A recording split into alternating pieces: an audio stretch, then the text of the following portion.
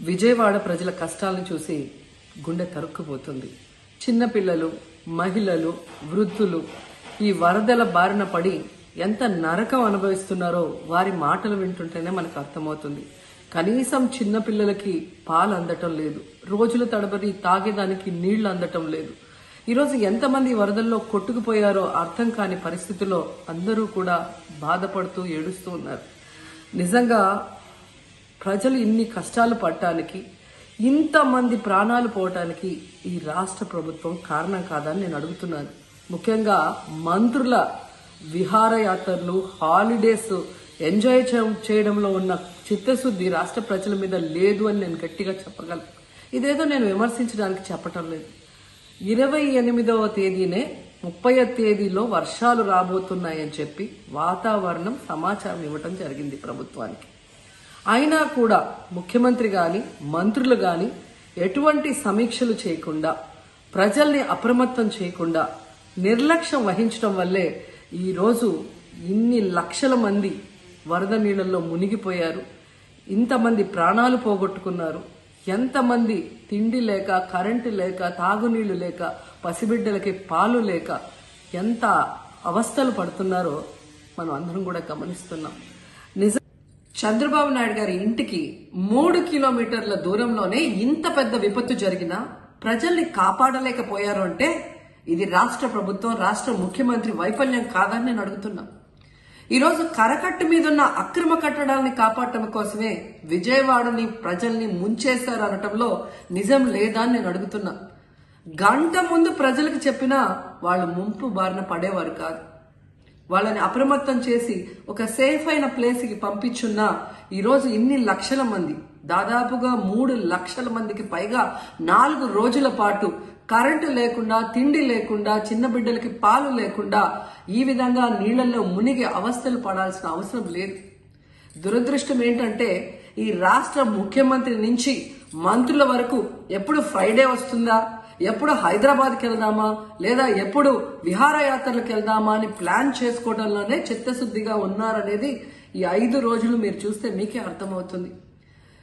30వ తేదీ భారీ వర్షాలు వస్తాయని ముఖ్యమంత్రి గారికి, మంత్రులకి 28వ తేదీనే వాతావరణ శాఖ సమాచారం అందించినా ఎటువంటి సమీక్షలు లేదు, ఎటువంటి ముందస్తు జాగ్రత్తలు లేదు, ప్రజల్ని కాపాడాలన్న చిత్తశుద్ధి లేదు అనేది స్పష్టంగా అర్థమవుతుంది.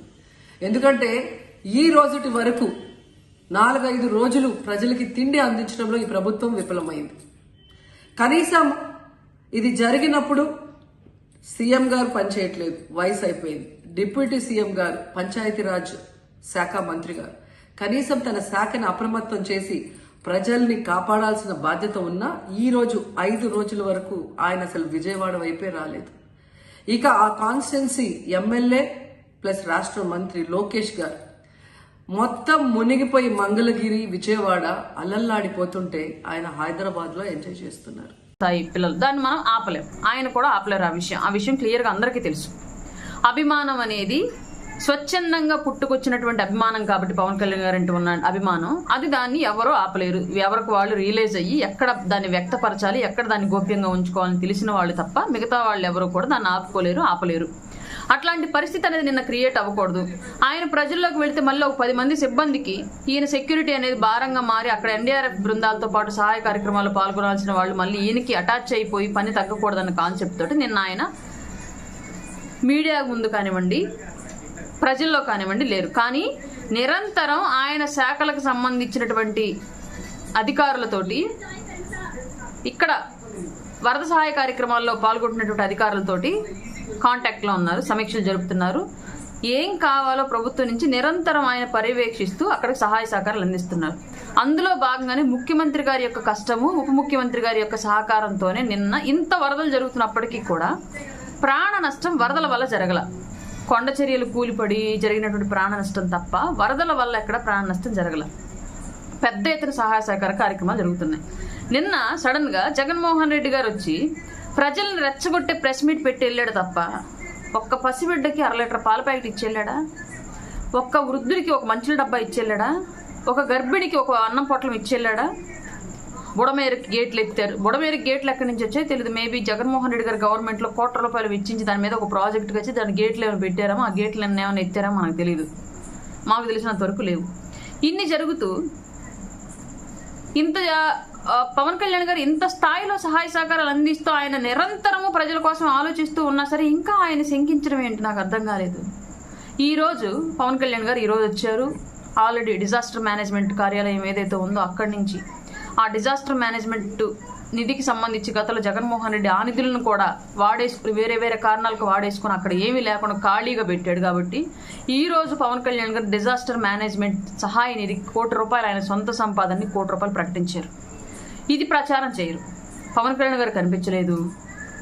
దీని గురించి పెద్ద ఎత్తున డిబేట్లు. అంటే మంచి చేసే వ్యక్తి, పనికి మాలిన మాటలు మాట్లాడే వ్యక్తి ఒకసారి ఓడిపోయి బెత్తంతో కొట్టిన బుద్ధి రాని రోజక్క కాదు. వరదలు వచ్చినాయి. లోకేష్ హైదరాబాద్లో ఉన్నాడా? నువ్వు ఆడున్నా వాళ్ళ ఇంట్లో నువ్వు చూసా? లోకేష్ ఆడున్నాడా? లోకేష్ ఆడున్నాడో మాకు తెలుసా? నీకు తెలుసుమే. నువ్వు ఇటలీకి పోయావు, మాకు తెలియలా? నీ ఫోటో పెట్టింది నేనే కదా. ట్రిమ్గా టైట్గా అసలు ఆ డ్రెస్ వేసుకొని అసలు ఎవర్రా ఈమె ఫారినర్ అనుకున్నా చూసి. రోజక్క ఇటలీలో, నువ్వు మాత్రం ఇటలీకి పోవచ్చు, కాన్స్టిట్యువెన్సీని వదిలేయచ్చు. కాన్స్టిట్యువెన్సీలో అడుగులో పెట్టు. మీ కార్యకర్తలకు ఏమవుతుంది ఏమన్నా పట్టించుకున్నామే? నువ్వు మళ్ళీ మమ్మల్ని ప్రశ్నించడం. 24 గంటలు ఆడ పని చేస్తున్నారు. మీ వాడు వచ్చాడు, గేట్లు అన్నాడు, ఆ ఫ్లడ్ అన్నాడు, ఆ కాగితం సరిగ్గా కాదు. నువ్వు జగన్మోహన్ రెడ్డిని పంపిస్తావు, ఏం చేయాలా? ఆ కాగితం ఇచ్చి చదివించాలి. 15 సార్లు చదివించండి, అదన్నా కరెక్ట్గా చెప్తాడు.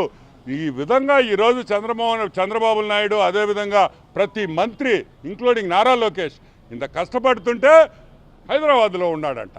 హైదరాబాద్లో నేను అడుగుతాను, అసలు బుద్ధిని మాట్లాడుతున్నావా? బుద్ధి లేకుండా మాట్లాడతావా?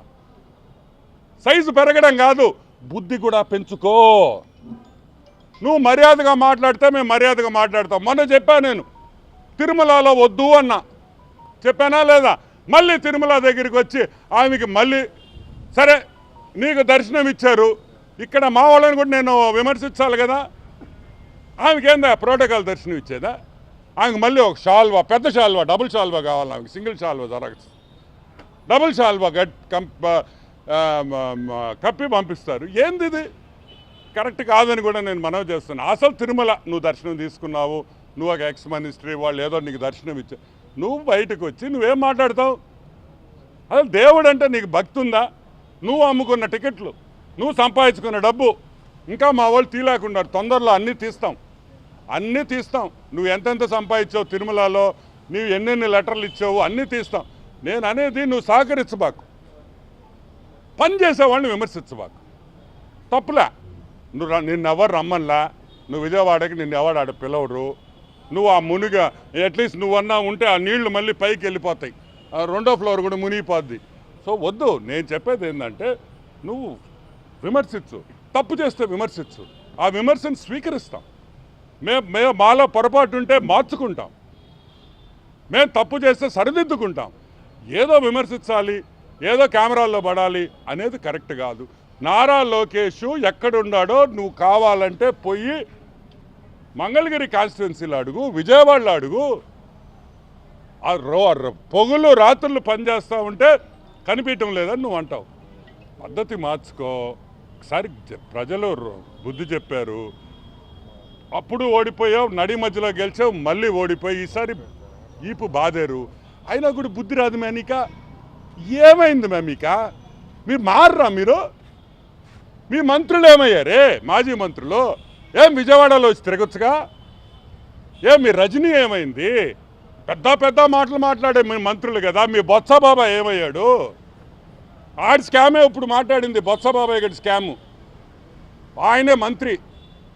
ఇప్పుడు హైకోర్టుకు పోతుండేది కూడా ఆయన కూడా ఒక ముద్దాయి. దాంట్లో స్కామ్లో చూపించే ఇంట్రెస్ట్ ప్రజల కష్టాల్లో ఉన్నప్పుడు కూడా చూపించండి. రండి, మీరు అపోజిషన్లో ఉంటే దూరంగా ఉండకూడదు. కష్టపడండి, చేతులు కలిపి ప్రజలకు సాయం చేస్తాం. అంతేగాని ఆడ కూర్చొని ఏసీలో కూర్చొని మేకప్ వేసుకొని మాట్లాడడం కాదు, మాకు తెలుసు. వైసీపీ నాయకులు మరి 5 సంవత్సరాలు కనపడలేదు మనకు. ఇప్పుడు కొత్తగా వైసీపీ నాయకులు వాళ్ళు నాయకులు అంటారా అండి? 5 సంవత్సరాలు ఎన్నో జరిగాయి. ఎందుకు ఇక్కడ మన గేటు కొట్టుకోపోతే ఎంతో మంది చనిపోతే మరి ముఖ్యమంత్రి గారు ఆ రోజు ఏం చేశారు? హెలికాప్టర్ లో నవ్వుకుంటూ టాటా బాయ్ బాయ్ చెప్పుకుంటూ వెళ్ళిపోయాడు. ఇప్పుడు వరకు వాళ్ళకు నష్టపరిహారం కూడా ఇవ్వలే వాళ్ళు ఈ ఎన్నికల వరకు. మరి ఇప్పుడు కొత్తగా మళ్ళా నాటకము, మొన్నటి వరకేమో లా అండ్ ఆర్డర్ తప్పింది అని చెప్పి ఒక నాటకం వేశాడు ఢిల్లీకి వచ్చి. ఇప్పుడేమో మళ్ళా కొత్తగా నాటకం వేస్తుంటే ప్రజలు అనే వాళ్ళు ఏమనుకుంటున్నారు నాకు అర్థం కావట్లేదు. రోజమ్మేమో మా ముచ్చుమరి ఇష్యూ గురించి మాట్లాడుతుంది. అసలు రోజమ్మను నేను ఒకటే అడుగుతున్నాను, నువ్వు ఎక్కడో చెన్నైలో ఎన్నికలు పాలిటిక్స్ లో జాయిన్ అవ్వాలనుకుంటున్నావు, చెన్నైకి పోయి నువ్వు పాలిటిక్స్ రాజకీయం చెయ్యి, అంతేగాని ముచ్చుమర్రి రాజకీయం మాత్రం నువ్వు చెయ్యొద్దు. ఎవరి అండ చూసుకొని నువ్వు ముచ్చుమర్రి రాజకీయం చేయాలనుకుంటున్నావు? 10 రోజులు జరిగిన వెంటనే మేము ప్రతి రోజు అక్కడే ఉన్నాము. అక్కడ ఎవరైతే ఉన్నారో పోలీస్ డిపార్ట్మెంట్ గాని మళ్ళీ పైన హోంమంత్రి గారు గాని అందరూ వచ్చారు. ఒకటే ప్రశ్న రోజమ్మకు, నీకు నిజంగా ముచ్చుమరి పైన ప్రేమ ఉండుంటే మరి నువ్వు వచ్చినావా? నువ్వు వచ్చి పరామర్శించినావా? లేకపోతే ఈ వరదలు ఏవైతే ఉన్నాయో వరదలలో నువ్వు ఏంది, నీ రోల్ ఏంటి? నువ్వు మేకప్ వేసుకొని అక్కడ కూర్చొని మాట్లాడడం కాదు, నువ్వు ఏం చేసినావు? కనీసం నష్టపరిహారం ఏమైనా 1 రూపాయి ఇచ్చినారా? లేదు. కానీ ఊరికే మాట్లాడడం కాదు. జగన్మోహన్ రెడ్డి గారు మరి ఆయన ఏం మతి స్థిమితం తప్పిందో మరి ఏమో అర్థం కావట్లేదు. నేను అదే అంటున్నా, వైసీపీ పార్టీ ఏదో ఆయనకు లండన్ లో ట్రీట్మెంట్ ఇస్తున్నారంట. ఆ ట్రీట్మెంట్ ఏదో లండన్ లో, ఆ పార్టీ కూడా లండన్ లో పెడితే బాగుపడతావు నువ్వు కూడా. ఎందుకంటే ఇక్కడికి వచ్చి రాజకీయం చేస్తే ఎవ్వరూ ఒప్పుకోరు, అది ఈ టైంలో. చంద్రబాబు నాయుడు గారు ఆయన ఏజ్ ఎంత అండి? ఆయన ఏజ్ కి మించి డే వన్ నుండి అక్కడ తిరుగుతున్నారు, రెస్టే లేదు.